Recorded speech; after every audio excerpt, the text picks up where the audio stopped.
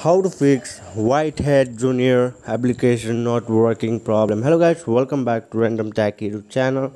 So today in this video I'm gonna show you how you can fix this problem. So before starting the videos, please do hit that subscribe button and press the bell icon so that you'll get a more informative videos every day.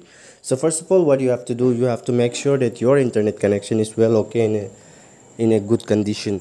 And the second step, what you have to do here, it's very pretty simple. You have to simply click on the settings, and then after clicking to the settings, you have to scroll down, and then you have to go to app management or app manager or install app.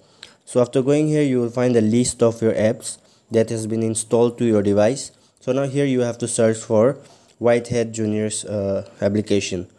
So let me just search.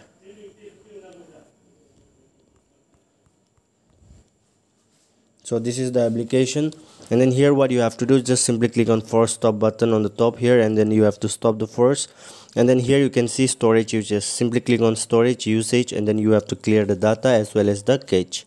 So after doing this, you can see a permission button. Simply click on permission button, and then you have to allow all the permission here. So after allowing the permission, what you have to do, you have to check whether it is working or not. Guys, if it is not working, then no need to worry. You have to go to your Play Store,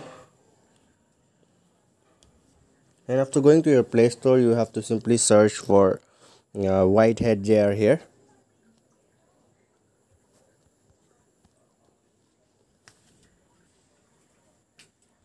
Now here you have to check whether your application is asking for an update or not. So you have to update your application, and you can join a beta version also. So now after this, you can try it out. It will work for you. So if it is not working, go back to settings again, and you have to check whether your software is asking for an update or not.